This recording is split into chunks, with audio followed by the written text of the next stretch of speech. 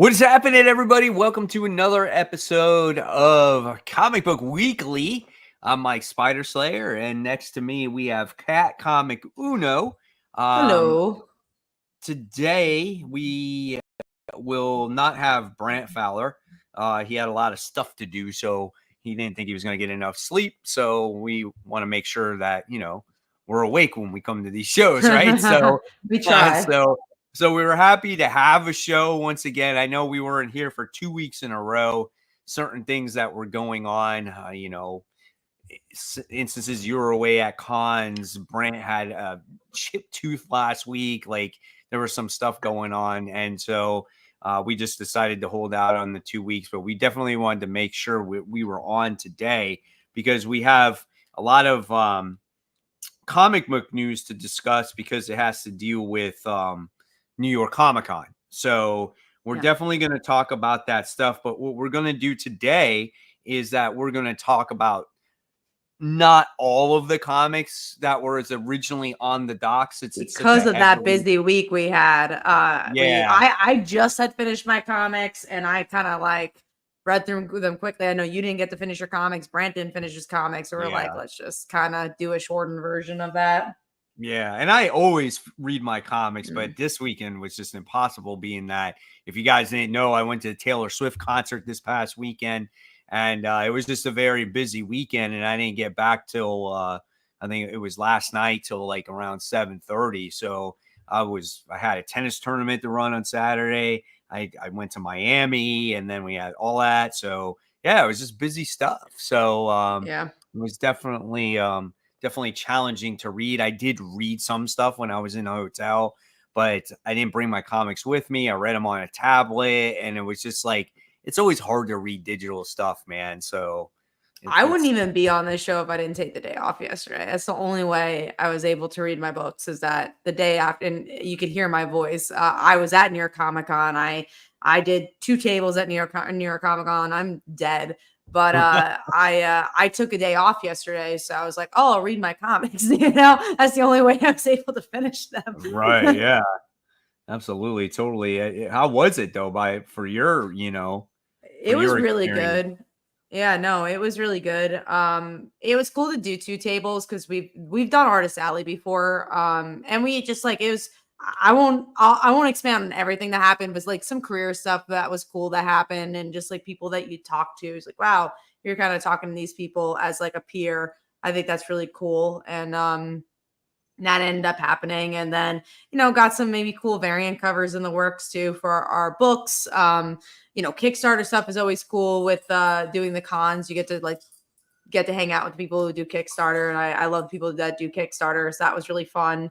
And then the selling aspect of it all, you get to meet people that like have read your books before, haven't read your books before, and you make new fans. And it's just very long. It's that Wednesday we got in, and I don't live in the city. I live like maybe an hour and a half away, so we going in and out of the city each time. Like I live close enough that we are going in and out, but I also don't live close enough where it's like it's 10 seconds. So that Wednesday, it took us like 5 hours to set up. And then you're from like 10 to 7. You get home at 10, you go to sleep, and you wake up.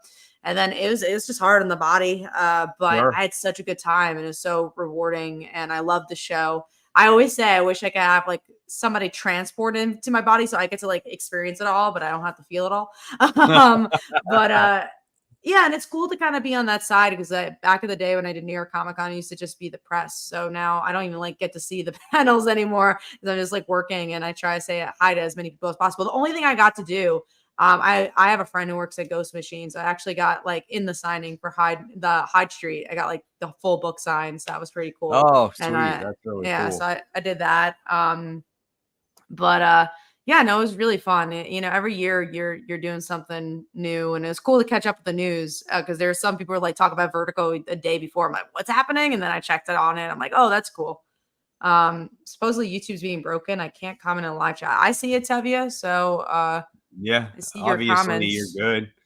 You're definitely good. And then we got a question over here already. It says, quick question: does Absolute Wonder Woman come out today or tomorrow? Some people have said they're getting them early tomorrow. I think it's tomorrow because the DC is officially Wednesday. Again. Yeah, exactly. And so if you're if you see people getting them early, they're not supposed to get them early, or if they do get them early, they're not supposed to show them.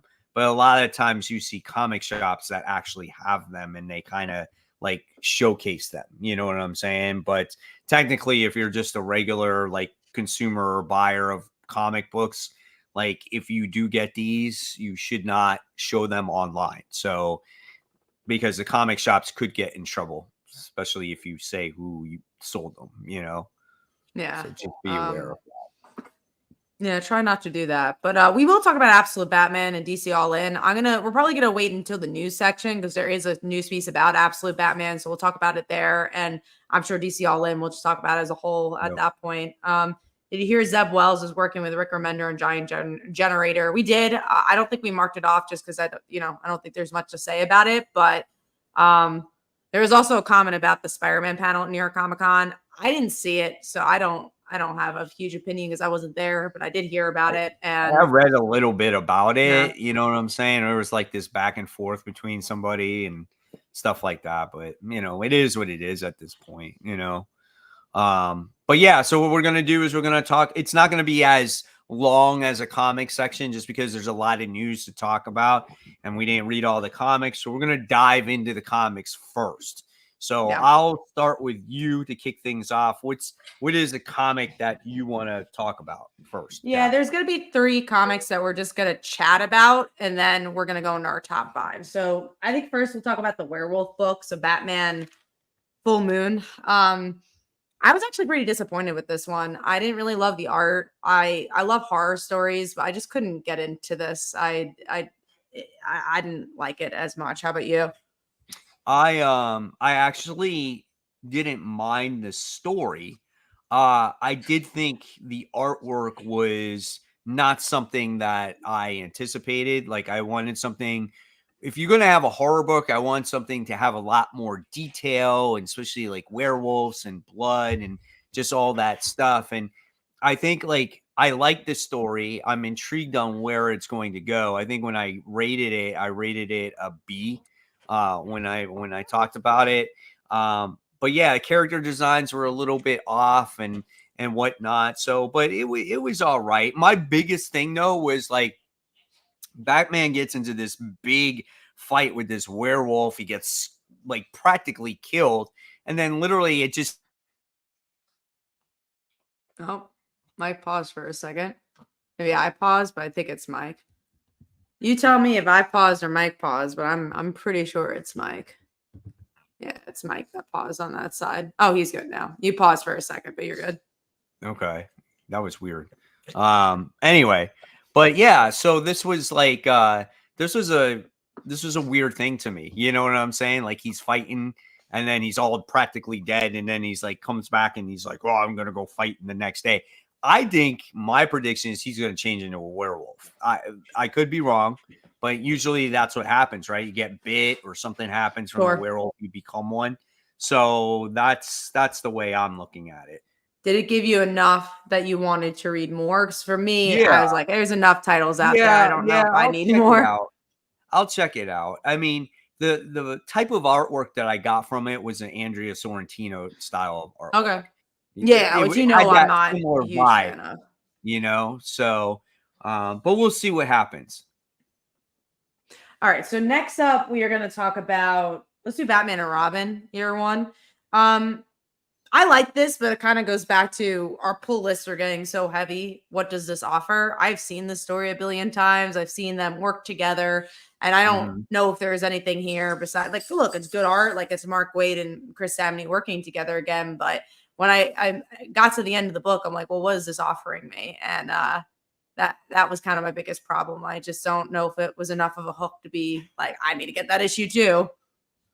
So like, I liked it too. Like, I love the interaction between Batman and Robin. I loved them, meeting up and doing the first adventures together, and how Dick Grayson is all excited about it. And it just, Batman kind of being like that, almost that father figure for the first time, and he almost doesn't know how to handle it. So in that aspect of the story, like I really enjoyed it, right? But kind of the ending with the bad guy that's going to be in play here. I was kind of like, I'm not too sure of where they're going with that part of it. And that's what kind of took it down a little bit for me. But same thing, I'll probably check this one out a little bit more before I decide, hey, if I'm going to continue or not.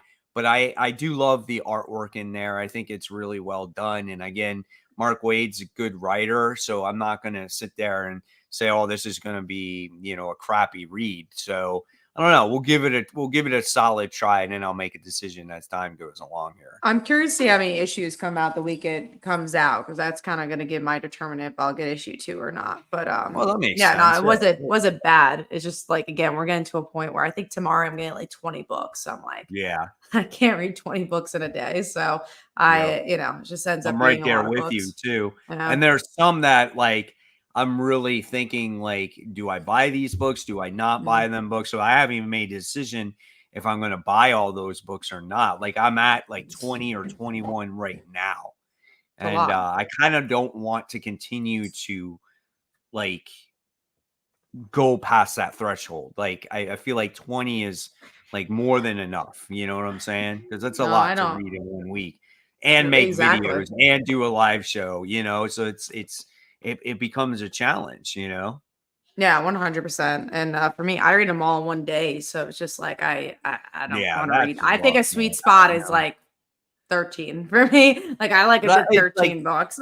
The way my schedule is, it's the way I do my videos. So it's like, Worthy Ones is based off of the new #1. So that might knock out 6 or 7 books, and then I'll have, and then I'll do like, then after the poll, so which is not done till Monday. And so that gives me the rest of the time to read those books. So, and I try to like read about so many of those books until I get to a point on Sunday where on Sunday I'm like, all right, I would like to have about 8 books left to read on Sunday. And then if I'm at that number, then I'll be able to finish and read all those books. So then I can record the video. No, it makes sense for sure. So that's a little sneak peek of how we read our books. But the last one we're going to talk about before we get into our top 5 is Nightwing. So these are books that just didn't end up in our top 5. We definitely normally do not discuss our top 5s, but because we had such limited books and space to talk this week, we did end up saying what our top 5s were. But yeah, Nightwing did not make our top 5s. But I always say this: if you've been enjoying Tom Taylor's run on Nightwing, you'll continue to like this. I liked everything around Heartless. Like, I don't like Heartless himself. I enjoyed everything around that. And I really enjoyed the ending of this book. Like, I like seeing his sister. I enjoyed seeing Barbara. But the Heartless stuff just did not interest me. So this is kind of middle of the road book because of it. But then the artwork is really, really good. I think it was a good ending to this run that I think had a lot of shining moments. But the plot kind of wasn't as existent as I wanted it to be. And I kind of wish it just focused on the characters at certain points where it's just like, I just want to see Barbara and Nightwing hang out because that's more fun than even trying to add this Heartless stuff. I mean, listen, the way this story ended could have very well been a story arc, and it was just, it was, he had Blockbuster's heart and it gave out on him. And that's basically how it ends, right? When it comes to Heartless himself, he literally dies.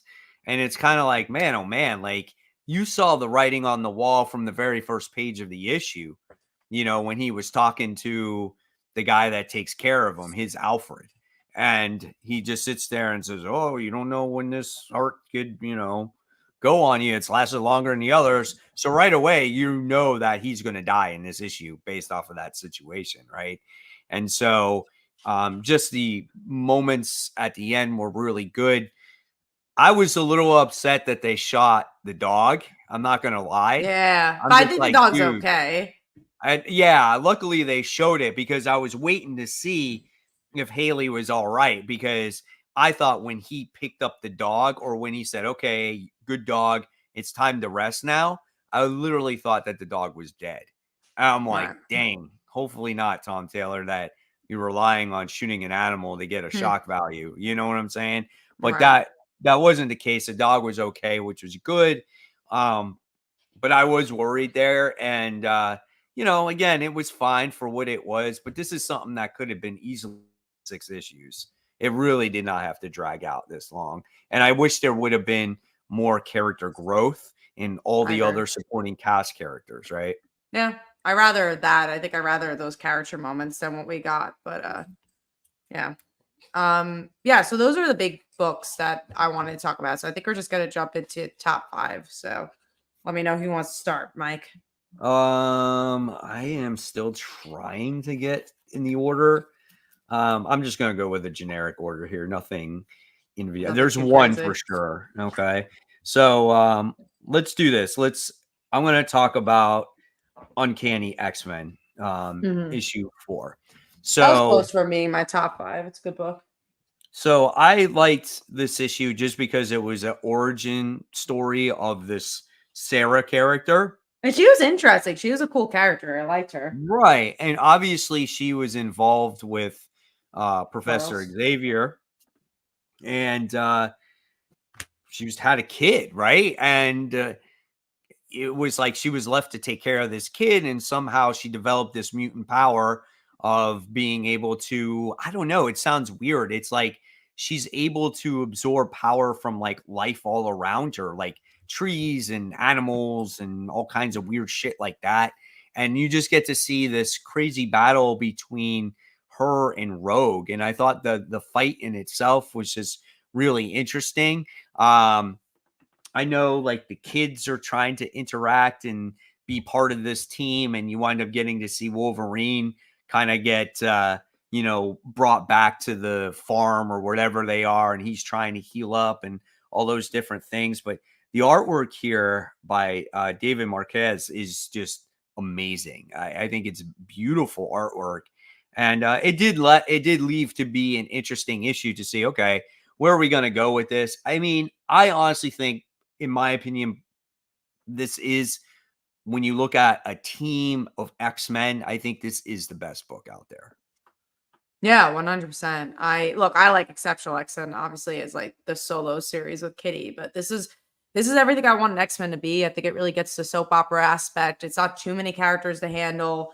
It's just Gail Simone at her best, and obviously Dave Marquez at his best. So yeah, I liked it. Again, it just missed my top, but it's more because I want to learn more about the woman, and I think we're gonna get more of those revelations in the next issue. Yeah, absolutely. Okay. Yeah, so that was your number 5. Yeah, so what's yours? Mine is Titans. So it's a new arc for the series. It's a new creative team. It's John Layman. Who did yeah.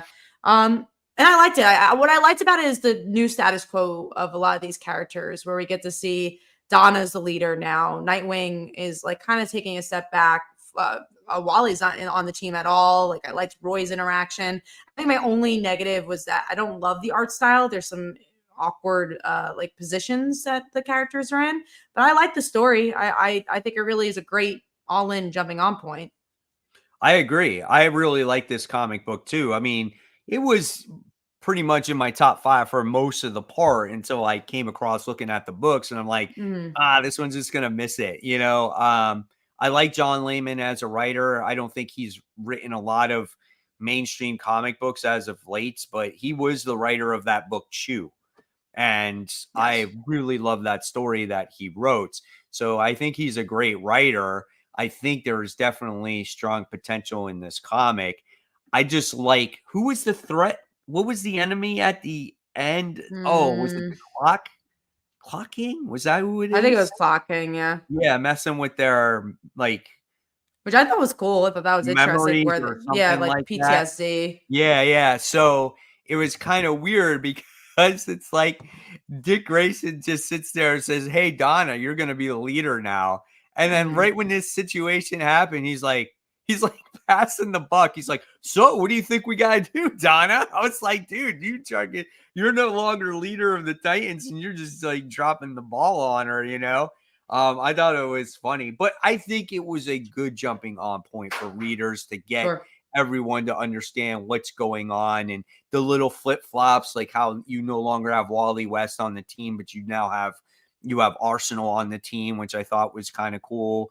And and you get a switch of leadership changes. So it definitely shakes up the status quo of the team. I think John Layman can do a pretty good job. I really do. Once things get going here. The artwork is not as strong. It seemed like real thin lined, right? It seemed that way to me.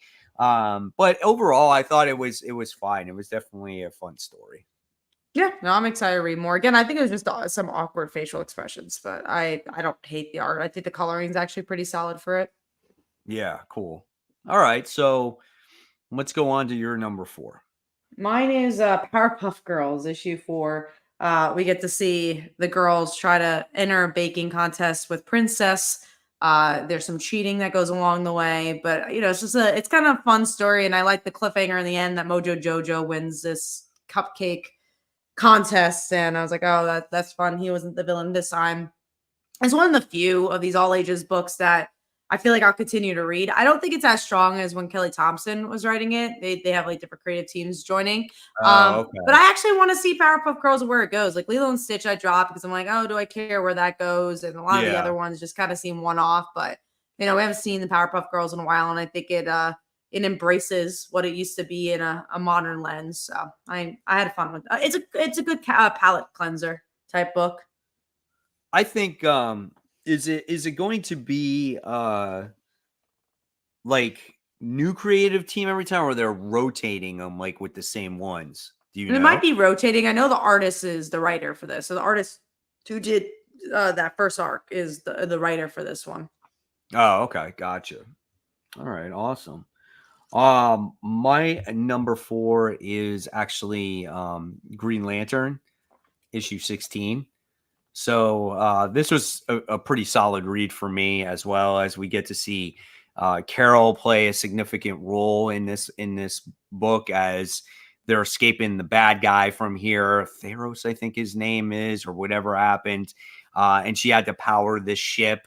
And I loved how Jordan's belief in her being that you are in charge of Ferris Air. You know how to do this. So do the thing that you know how to do. And she uses her power to power the ship and to escape out of the danger.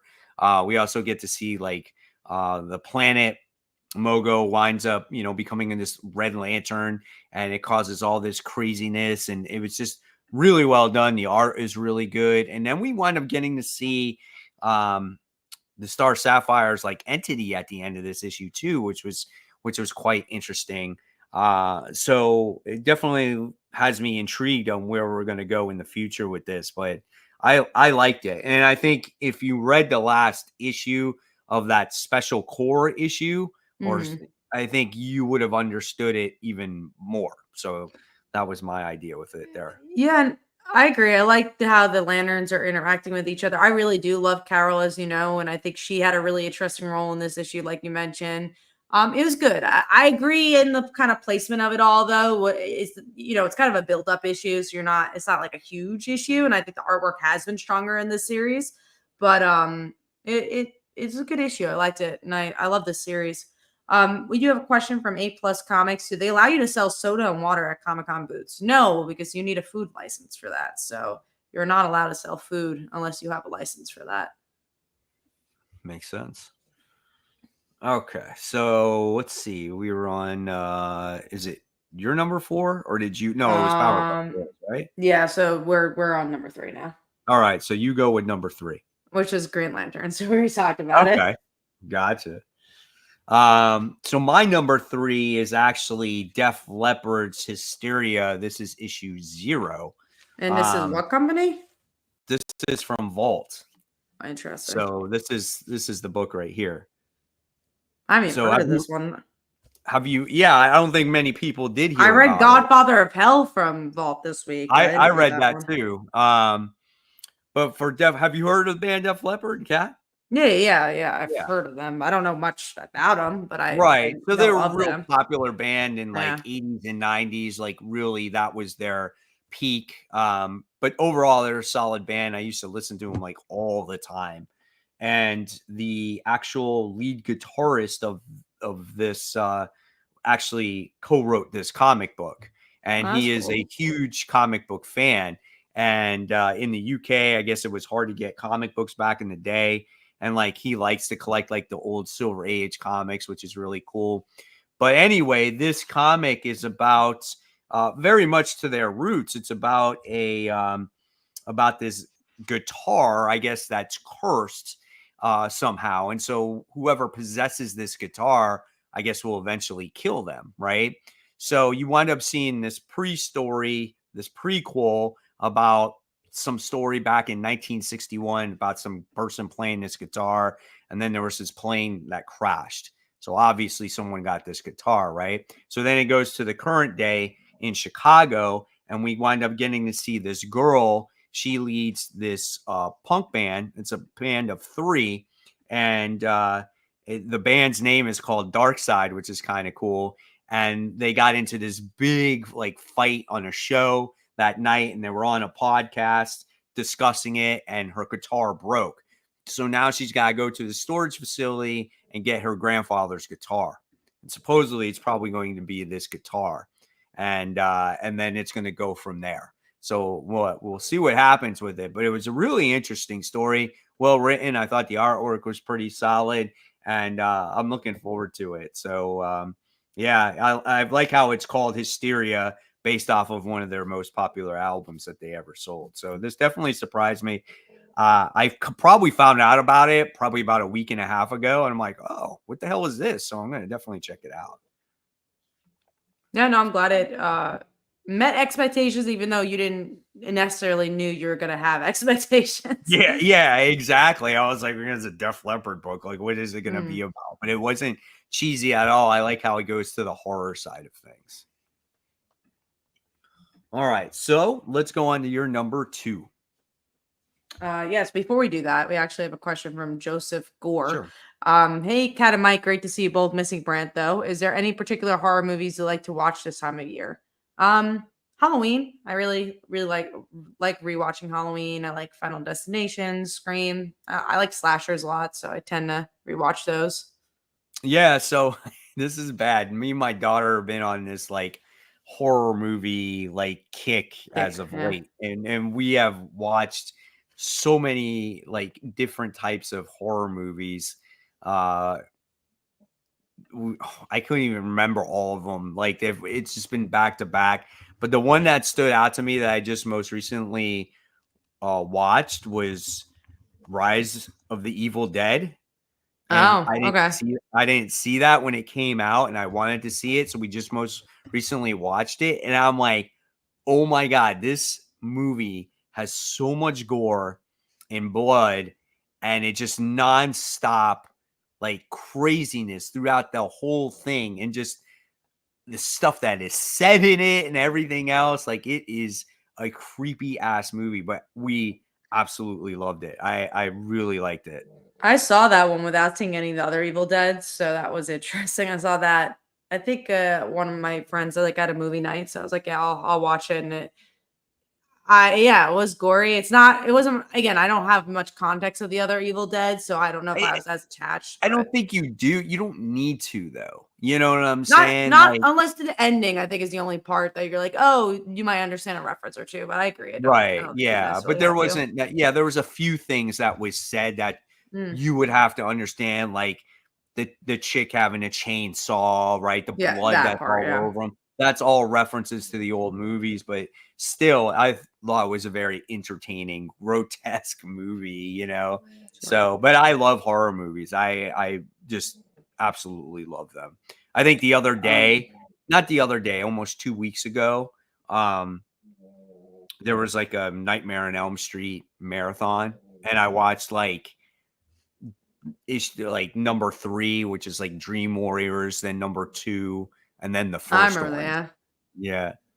I do like Dream Warriors. No, it's I love horror too, so it's a fun time of year, and wanted to see Substance, so I've been a little busy, so I think next week we're gonna try seeing that. I don't know if Venom will count as a horror movie, but we'll see if that's good when that comes out this week. But yeah, going to number 2. So mine's Ultimate Spider-Man issue 10. I really like this issue. Honestly, it was very close to being number 1. But I'll talk about my number 1. I love journalism, as you guys know. It's something I did before as a full-time comic writer. And so it was really cool to kind of have this like all the President's Men style story with Spider-Man and obviously Uncle Ben and Jay Jonah. And I like the layers of Harry. I think that's been really interesting that you think he's a full bad guy from last issue, and then this one you're like, maybe he's not, maybe he is. And it's just, I really like the conundrum there. So yeah, I like this issue. I do think in the long run, I think Harry is not a bad guy. I think it's Gwen who's a bad guy, and we're going to learn more about that. Yeah, I mean, I agree with you there. I think there was just a lot of fun elements in this, and I really like how Hickman is just really getting all the characters involved, all the supporting cast characters. It's just not Peter or MJ. They all seem to have their shining moments in this series, which is great.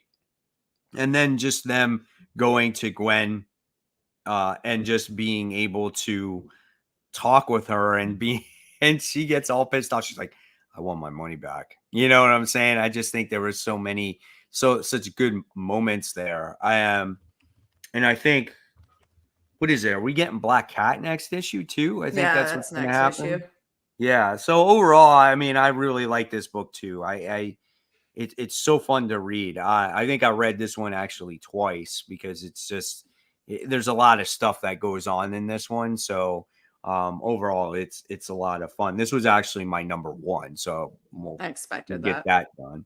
But my number 2 was actually Moon Knight: The Fist of Khonshu issue 1. So if you haven't read Moon Knight at all, I think Jed MacKay does a nice job at getting readers into the Moon Knight character. He's really catching you up to all the characters in the book. He's catching you up to what happened for Blood Hunt. So if you have been reading the series all this time, it might be repetitive, but I think I'm giving it a number 2 on my list because it does all that elements correctly. Like that's what you want to continue to have your audience grow for a comic book, right?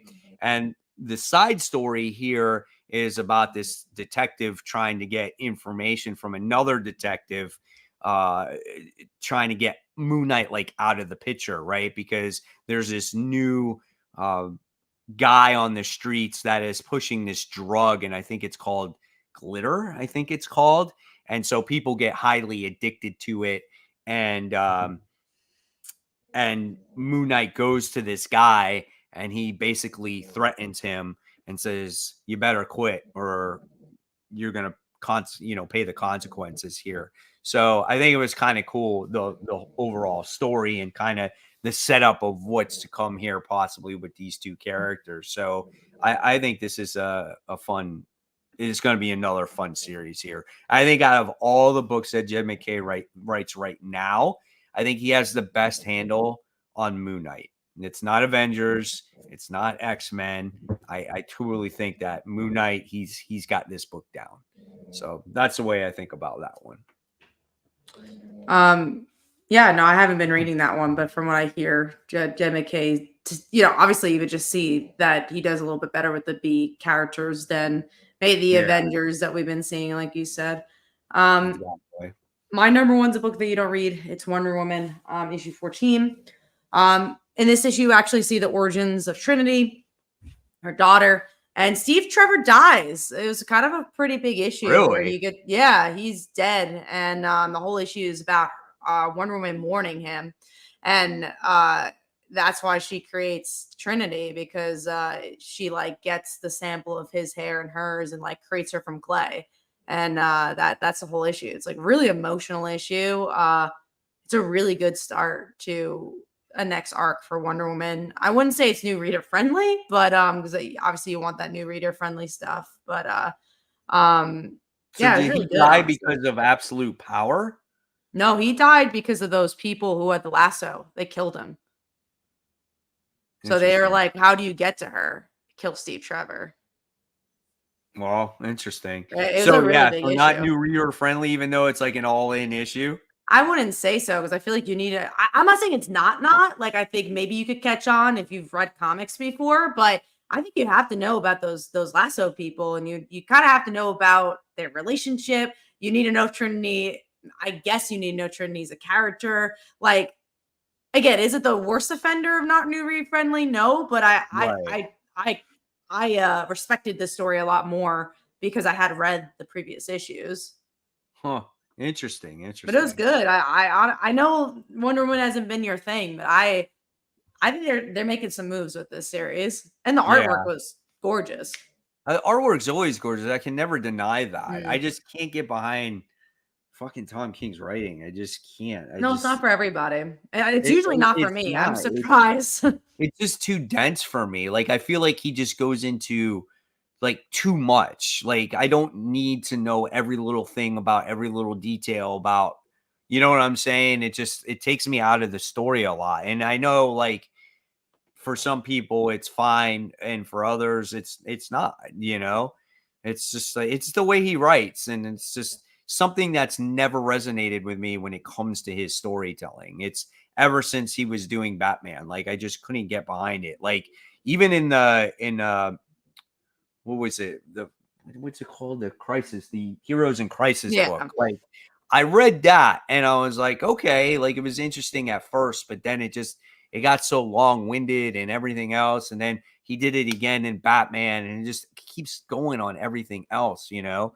So I'm I not think saying that he doesn't have like good ideas or anything like that. I just think that it's just his writing style is just not for me. That's all it is, you know? I think he's done a better job at not being as repetitive in this run. And I think that's what I've respected because a lot of people are saying he's really repetitive, and I agree. And I think that's for I like his Jenny Sparks book. I really didn't like that. And I really didn't like his Supergirl book.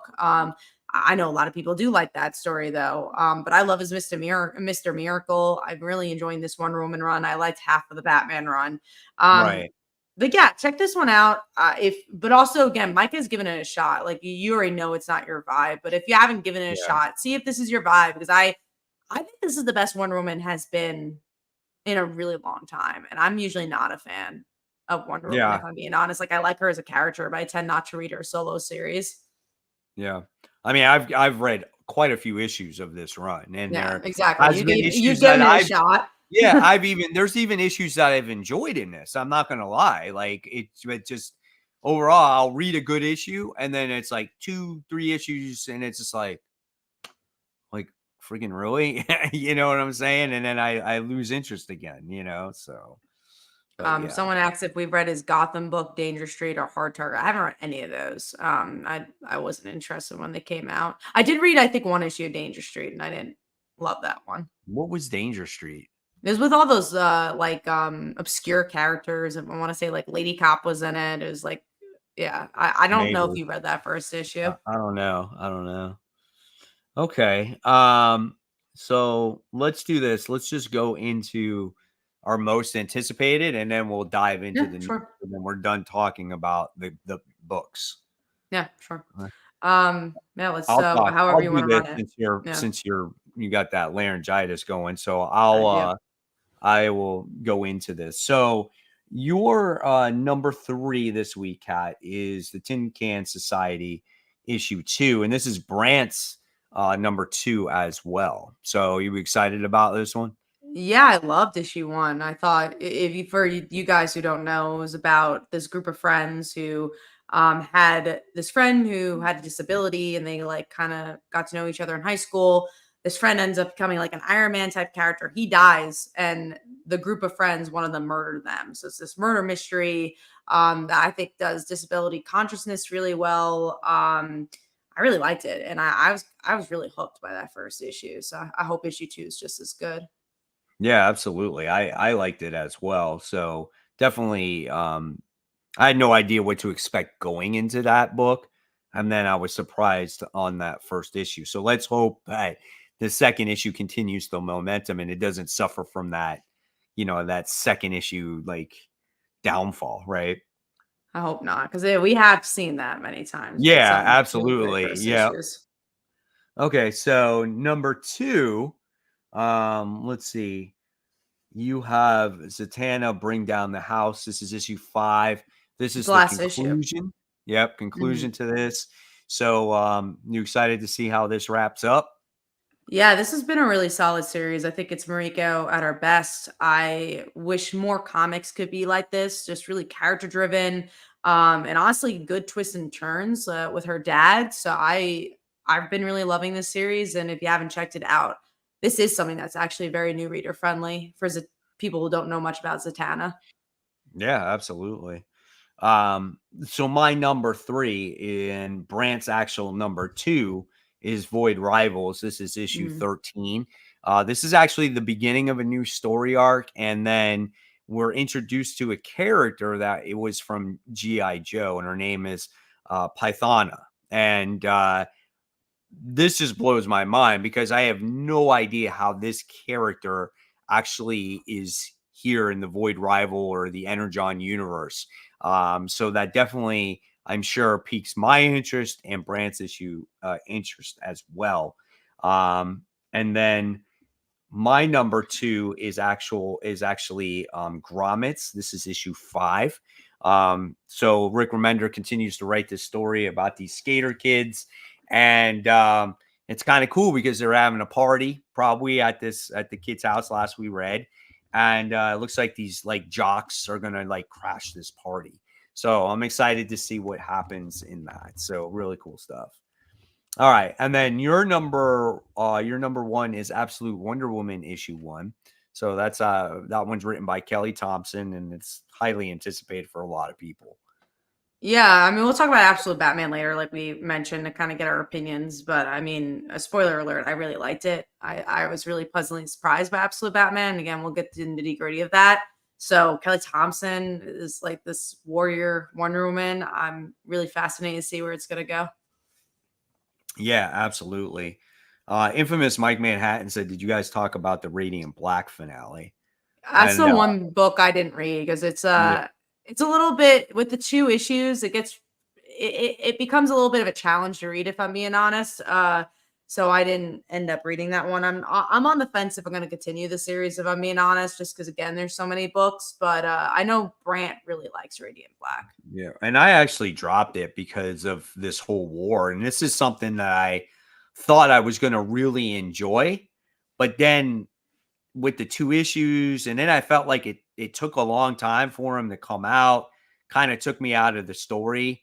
I liked it better when they weren't in the war. I liked it 100%, I agree. that much better, you know. So, I like it but when yeah, there's a character story. Yeah. yeah, it kind of reminded me of like Invincible in some way, you know, and that's what I was hoping for, and it still could be that way. I don't know, but yeah, it's just one of those things.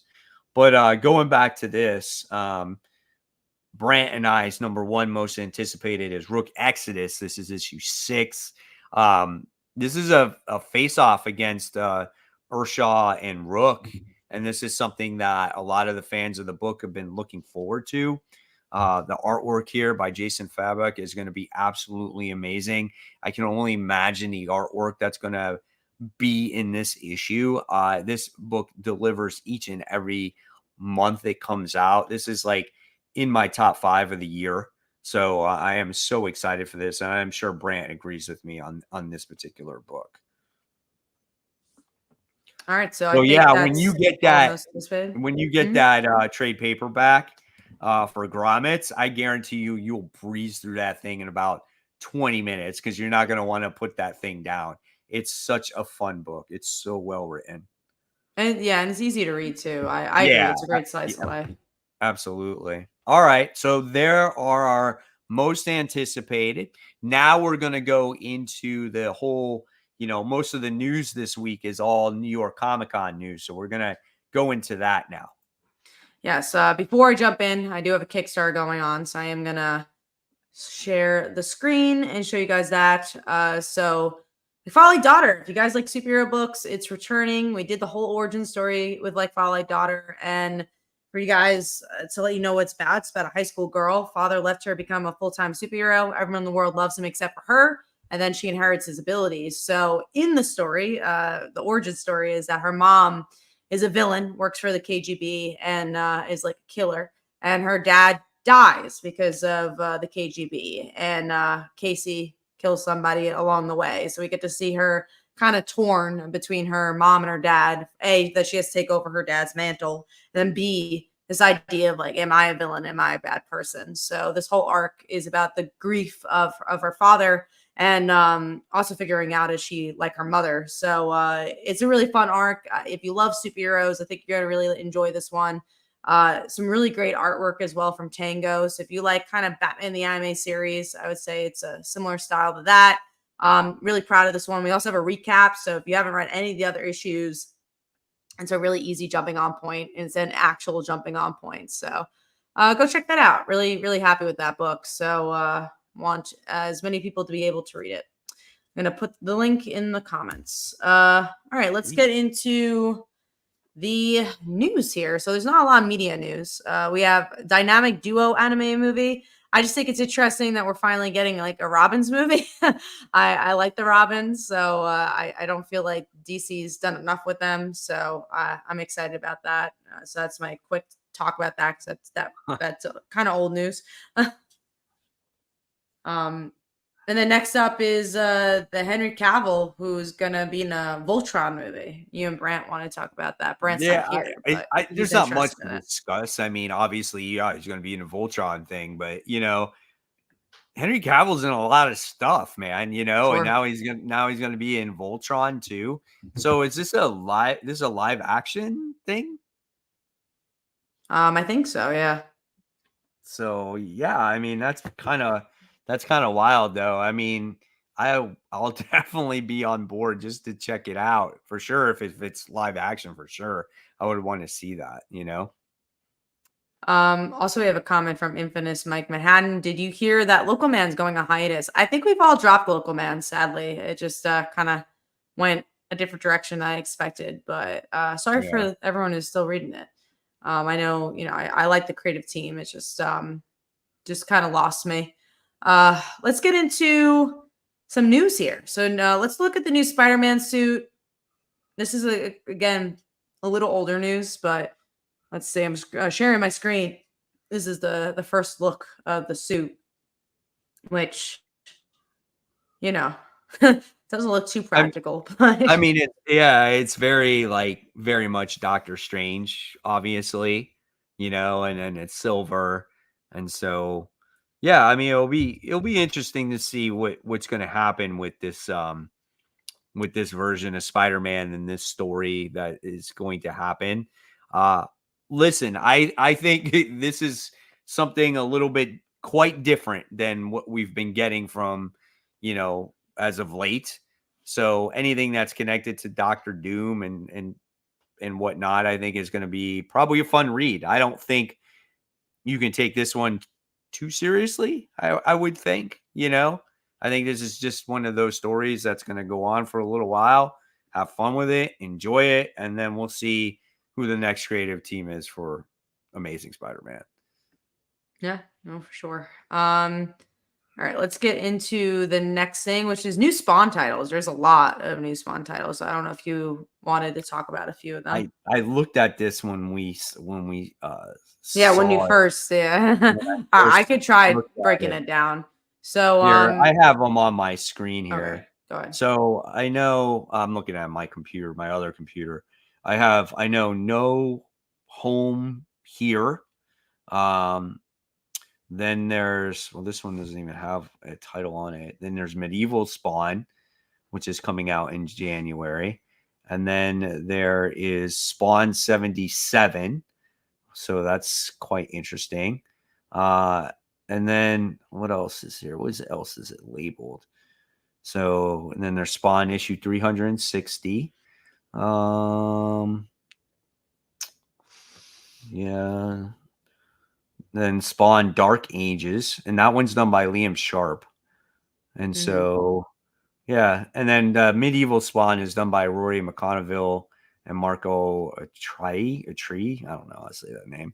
Anyway, listen, there's a lot of Spawn now all of a sudden. I mean, we got a ton of Spawn books.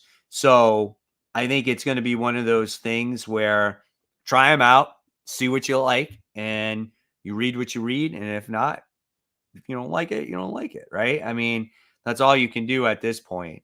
At least there might be something for somebody out there. So I think we're getting She Spawn too as well. From Yeah, Gail we Simone, are. I think. Yeah, if I go further down on that page, we're getting her as well. So that's kind of cool too. So yeah, definitely looking forward to seeing some of these, and I'll try them out and see if they're any good. Joe goes back to Spider-Man. So are we in the Beyond era of the run till we get a new creative team? Yeah, pretty much. That's what's going on with Spider-Man, is that we don't really have the main writer yet, it seems like. So Correct. Yeah. all right, moving on to Turtles. So Juan Ferreira is going to be the new regular artist on TMNT. So of course, that beginning arc, we had like Cliff Chang and all these, bigger artists. So now it's like, no, we're going to steady down and get one main artist. That's good. I like that. It's like it builds some consistency in the book. I don't like when books constantly change the artist on there.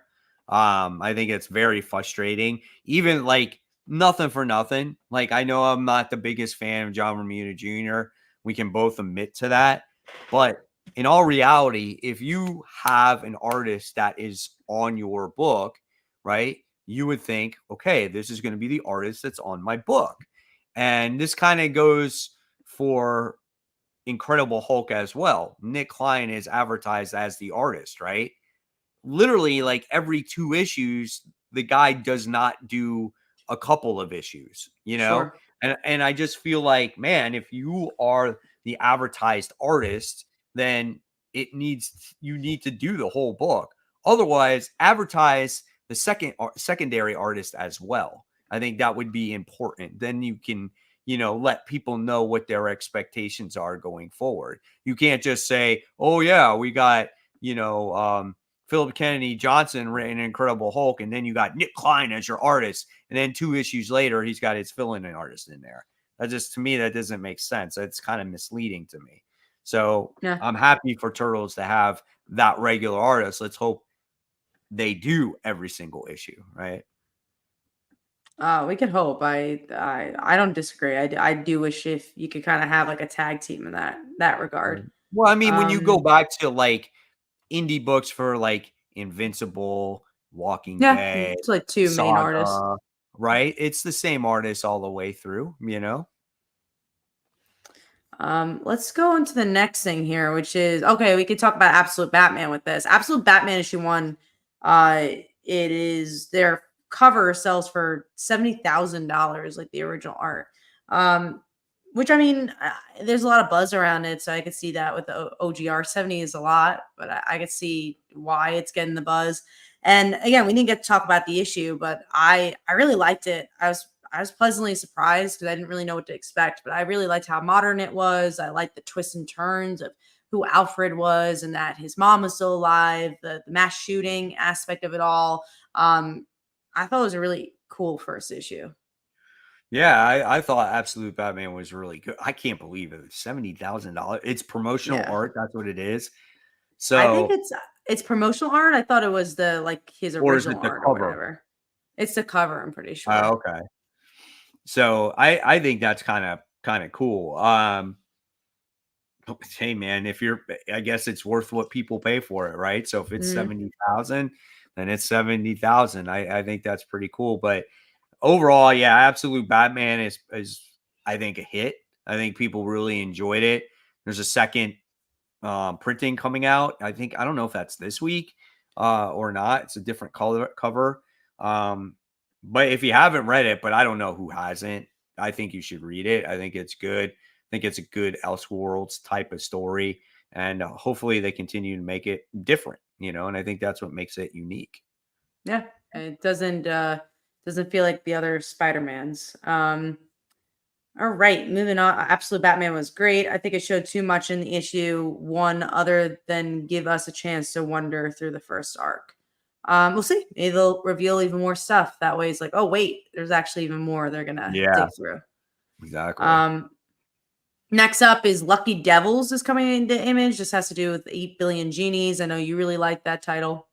Yeah, it's the same creative team.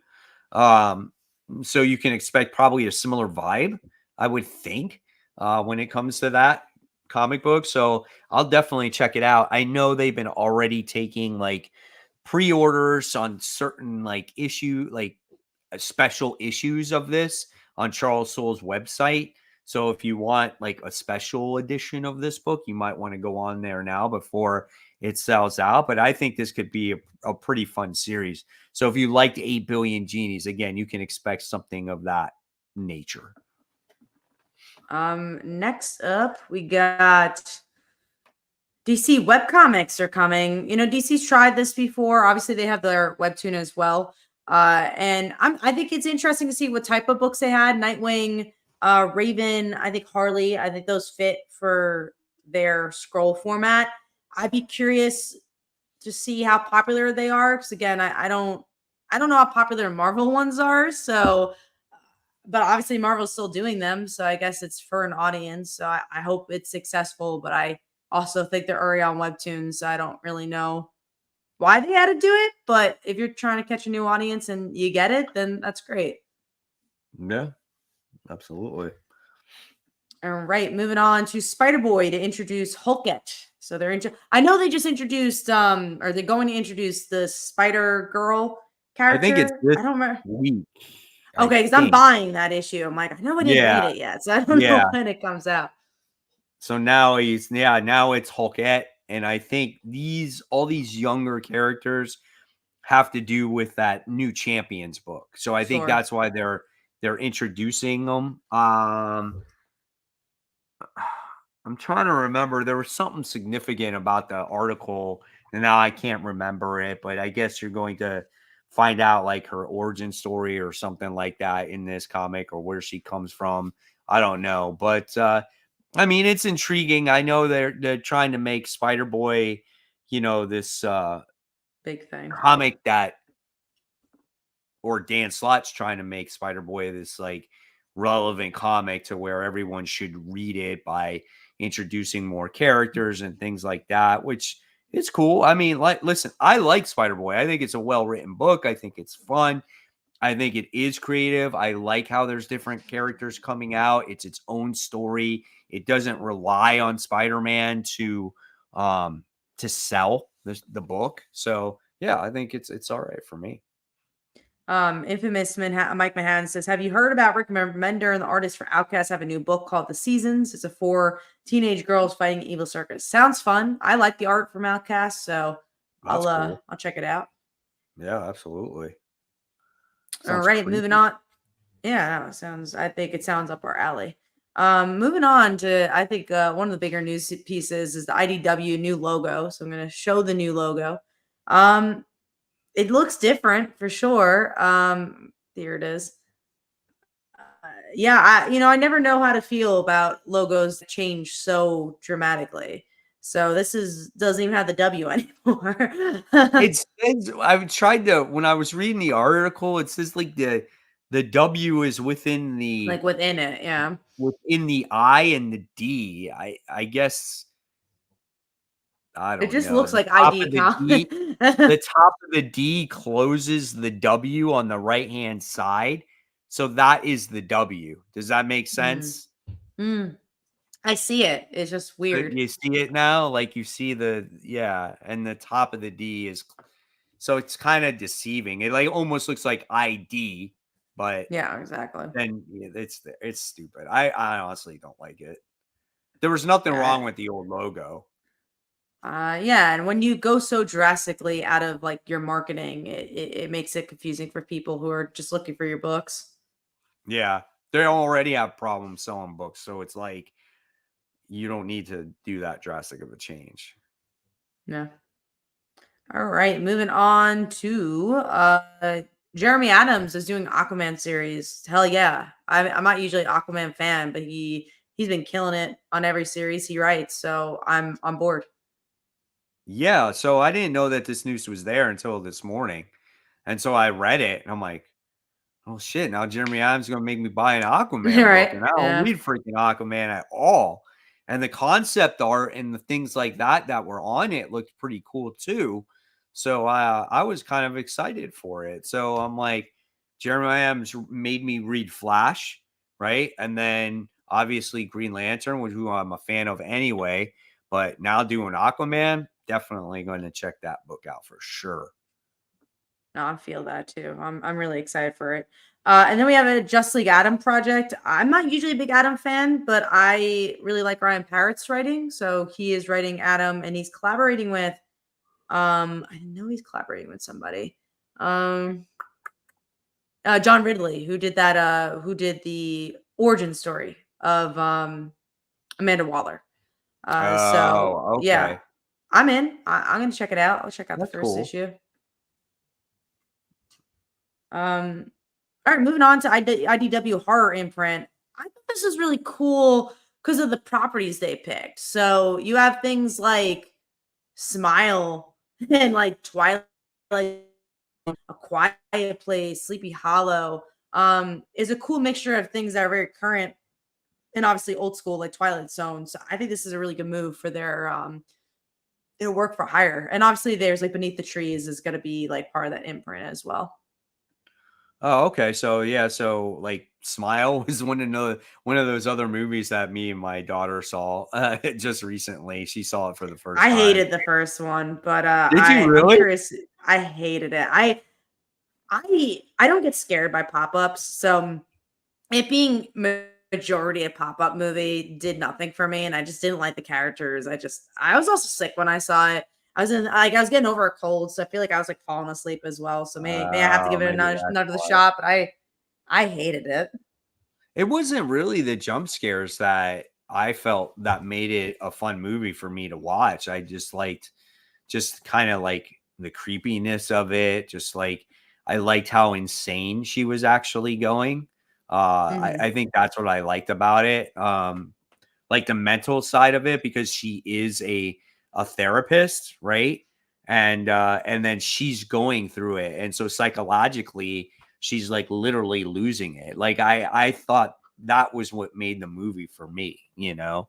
So but I can understand though, if you're sick and you're like all groggy and everything, like I could Yeah, tell like it could be annoying for you. Yeah, I want to see I'm the interested second to see. one. Me too. The second one, because there's like a concert or something like that. Yeah, There's some like it's interesting vibe to something it. I'm like, oh, weird. that seems interesting. Yep. Didn't like the movie, But but loved the advertising. I agree. The advertising was cool for that movie. But anything that has horror, like there's certain books out there, like I'll probably try them. I don't know if I'll go out of my way in the long term to buy them, you know. But if there's something there that has Beneath the Trees and another volume of it, like I'll definitely pick that up for sure. Anyone see Megalopolis? I heard of it. I Mega, heard it was weird. huh? It's a Really? horror movie, and it's supposed to be like New York geography. I don't know. I've heard of it. I haven't seen it, but I heard it's bad. But like kind of a fun bad. So maybe one of these days I'll watch it. But I have a couple of movies I gotta catch up with before I do. I didn't even see the Joker yet. And I don't know if I want it. Dude, I heard so many bad things about that movie. Oh Yeah. my gosh. Like I didn't it's like got the the first worst one, so can't ratings. imagine I it being still good. never saw the first one. And now like when people dogging on the second as bad as they are, that's rough, man. No, I'm not into it. Joe says, "What genre do you least like?" Mine's magic. Too weird. I really don't like fantasy. I'm really not a fantasy fan. Me, I'm not a magic guy either. I really fantasy, certain fantasy things can intrigue me, but sometimes it can take me out of it too. But magic is a big thing for me because I Yeah. feel magic is like solves everything, you know, or even time travel. Time travel is another thing. Like, I can't stand it so much. Like, it's just like, hey, we got a problem. Let's fix it. Time travel. Let's go back in time. Let's do it. You Yeah. know? I think sci-fi in general is also another one where I'm just like, but I've had to choose between sci-fi and fantasy. I think I like sci-fi a little bit more because I think there's opportunities for it to be grounded.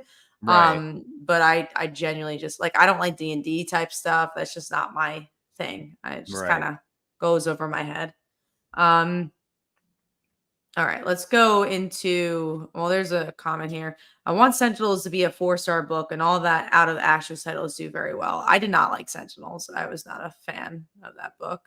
Oh yeah, we talked about it. I did. I liked it actually. I thought it was interesting just seeing a different side of things, how they're like military and how they have these implants put in them and all that different stuff there.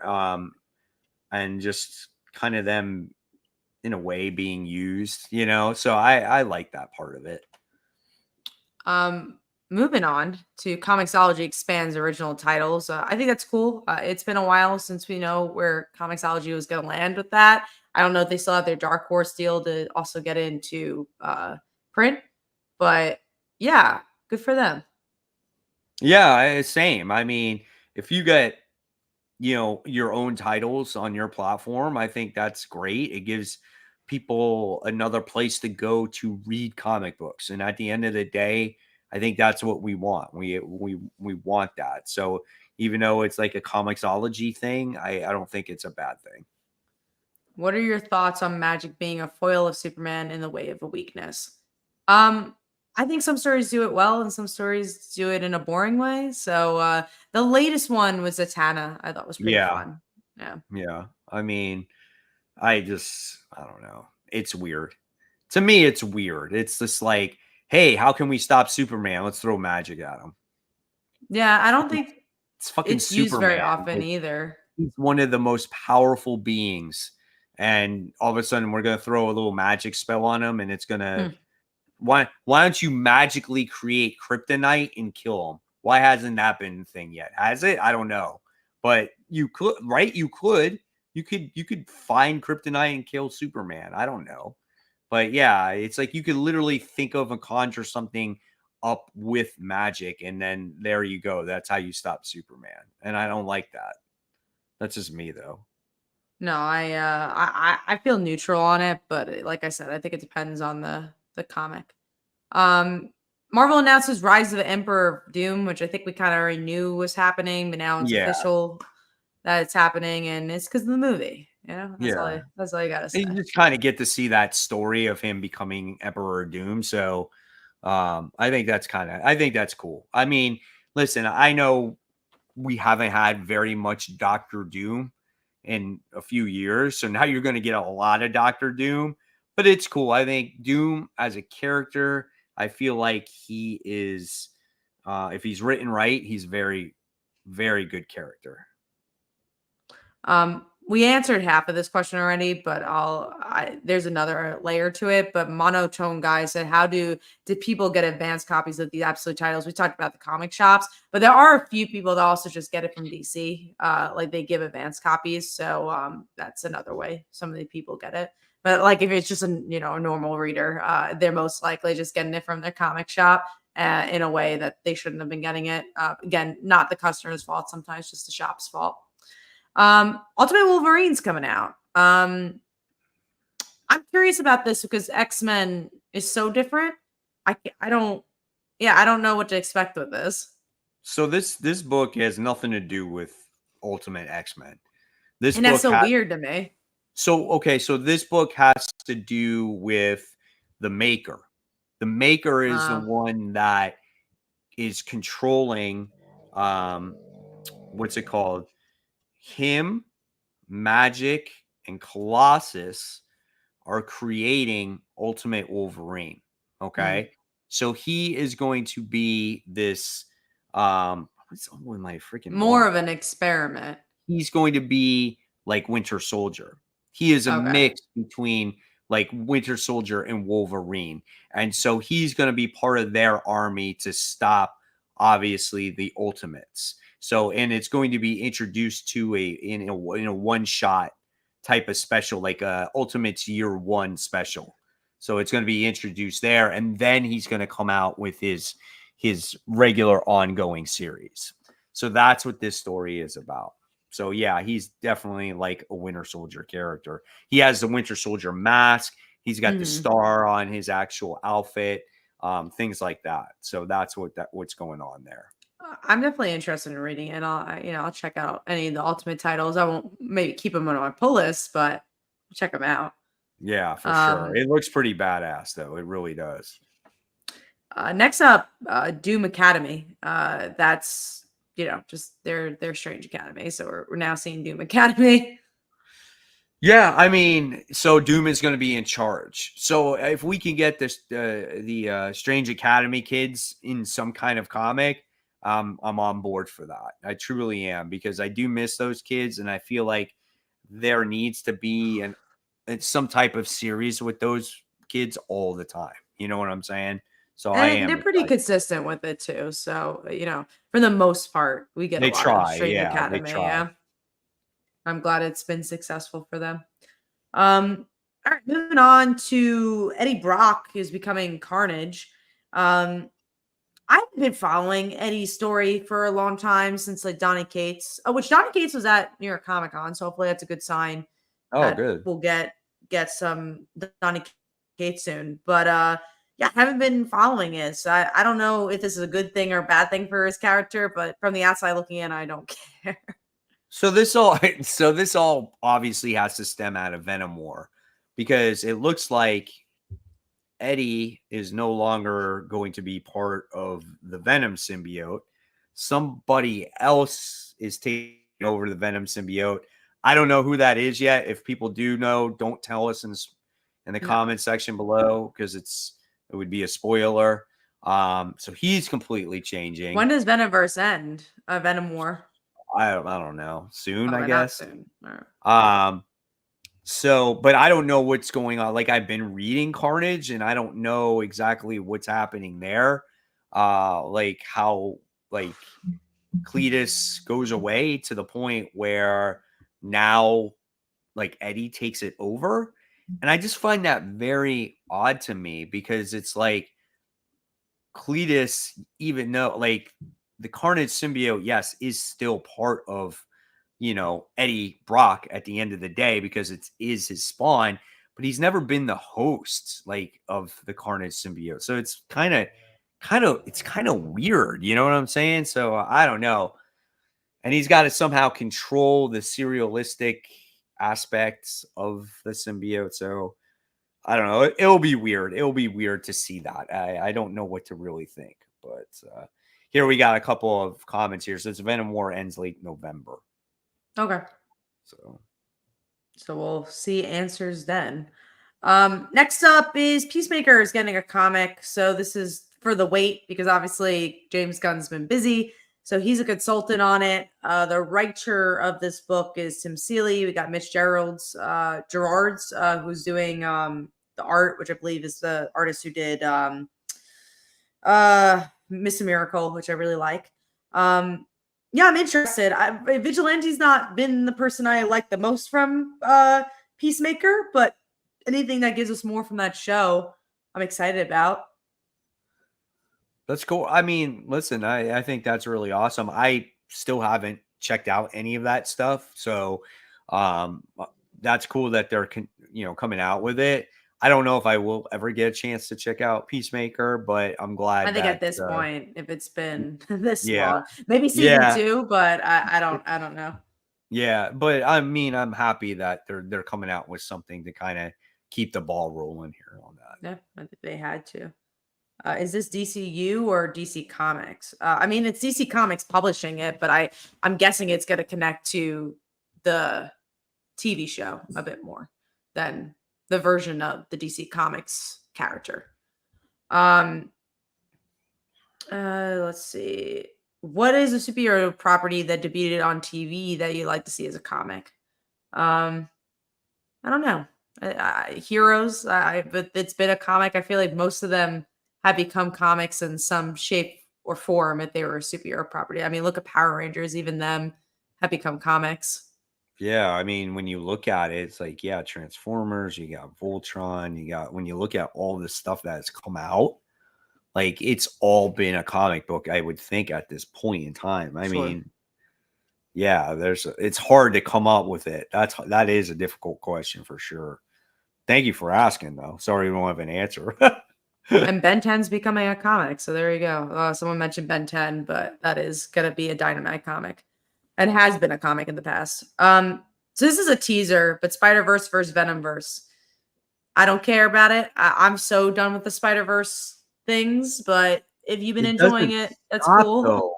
Like every time you think like this is it, this is going to be the end. Like you had Spider Society, right? And then you had got the Venom War, and then you got the Venomverse, and then you got the death of the Venomverse, and it's like, bro, just stop it. Like we don't need all of this every single 6 months at this point. And now you've done Spider-Man, you've done Venom, like why can't we just have the normal ones and just tell the right stories from them? It's so frustrating. It's so overdone. Like it's fine in the beginning, right? But when you do it all the time, it just gets so old. Yeah, no, I'm Spider-Verse out, and was Venomverse out before it was even announced. Keeps making them money, so why would they stop? No, I don't disagree. If people are buying it, it's not for us, but I'm sure it's for someone. Is this an event? They better not kill off Spider-Boy. I don't think they're gonna kill off Spider-Boy. Hopefully they'll all kill each other except maybe some few remaining ones, and then we'll be done with them. We can only hope. We do have a couple more news pieces here. So, Old Man Daredevil is a thing. I think Charles Soule is working on it. I haven't Yeah. followed the Old Man's. You follow the Old Man stuff a bit more. Yeah. I mean, there was like what Old Man Hawkeye, and then we had Old Man, was it Guardians of the Galaxy or something like that a I while think back? Guardians. There was a few of them, and most of them have been written pretty well. So I'll definitely check this one out as well. I think Daredevil could be a good one. It will be interesting though because Old Man Hawkeye was blind, right? So now you Right. got Daredevil who's also blind in this one, and he's going to be older. So I don't know, man. I am very curious, but yeah, the Old Man stuff has been pretty solid for the most part. Next up is Vertigo is returning. I mean, who doesn't see that coming? Of course, that's going to return at some point. Good for DC. I hope there's some great titles there. I'll pick up anything that interests me. Do you know I never read DC Vertigo in the past? Like, Oh, I ever. think when Interesting. I got into comics again in 2007 or 8, I think that imprint just was ending because they came out with the new 52, right? So isn't that like when the Vertigo Um, stopped? I think Vertigo ended in 2019, but I think they had a lot of titles that were like continuous. So, like American Vampire is a great example. That's a book Oh, that's just been was going it? on forever. But I Yeah. never So, bought Vertigo books though. yeah, I think I ended in 2019. So it wasn't that long ago. Okay. That's weird. I don't know why there was never any titles then that interest me. I think it's just because they were so long running. Like Fables was a book that was part of that. That was such a long True. running title that it's harder That's to right. jump into them. Okay, gotcha. All right. Yeah, I just never. Yeah, then it's like 100 bullets, and then it said, "What's the difference between that and Black Label?" So when I read from the article, Black Label is also still continuing. Yeah, I think Black Label is going to focus more on the DC properties, so like the Zatanna and Constantine or whatever, and then the Vertigo books are going to be more creator owned books. So like Yeah. your Nice House on the Lakes or American Mhm. Vampire. Right. That's why they're coming out with a Nice House on the Lake, like special edition, or Nice House by the Yeah. Sea, or whatever it is. Yeah.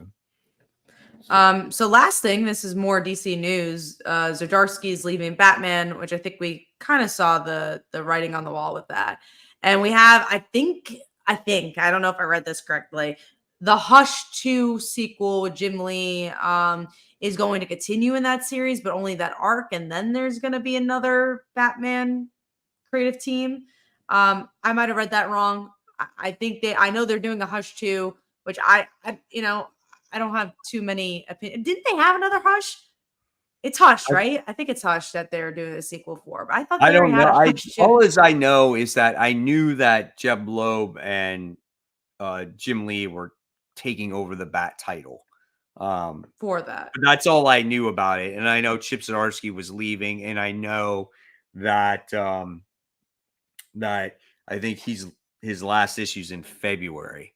And they delayed it. You know what I'm saying? So they kind of slowed down the releases so Jim Lee can make sure that he has his issues in the can.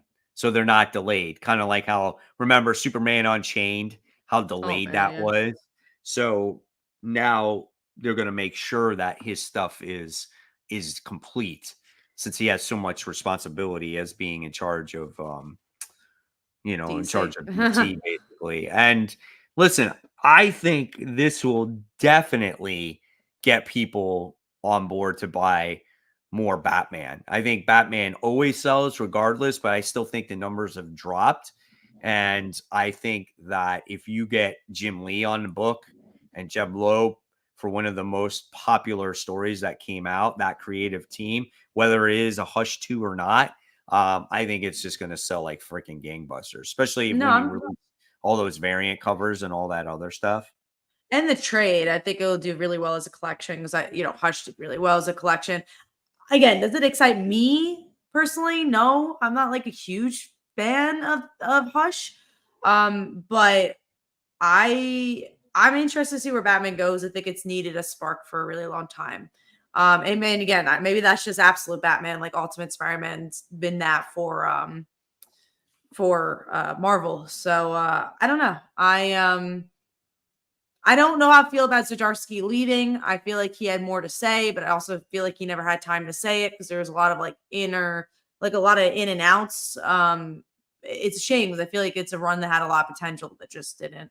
Yeah, I think obviously his run got kind of, overshadowed by the Absolute Power event. I think he had to come up with a story to help lead into that event, and the failsafe character was it.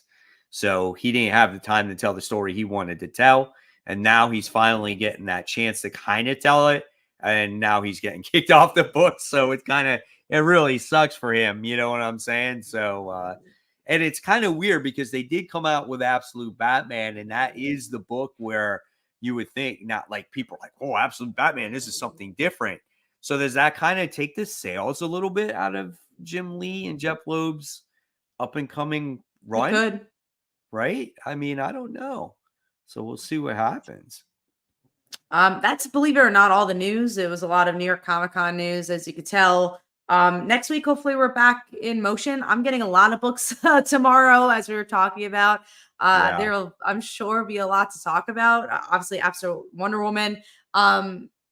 So excited about that. Hopefully we'll have Bran on too, and we'll kind of get back in the motions. I will be gone for 2 weeks in November, but then after that, I'll be settled with my schedule. Yeah, and hopefully we will get back on course here. Definitely, we're happy to be on tonight. Even still with Brant not being able here and Kat not feeling well and me being exhausted from my weekend, we wanted to bring you the show for sure, guys. So again, sorry we missed the past couple of weeks, but hopefully, yes, we will be on next week with all three of us. So as always, guys, thank you so much for watching, supporting the channel, supporting the show. You guys are great. Thank you for all your comments and your questions. And we love you guys. So as always, make sure you, give this video a thumbs up or before you leave, and make sure you subscribe to the Comic Book Weekly YouTube channel and Comic Book Corner 2.0 and Kat's channel, Comic Uno, as she does a weekly rundown with her comic books as well. And we'll see you guys all next week. So thank you so much, guys. Have a wonderful evening. Sleep well, and have a great new comic book day tomorrow.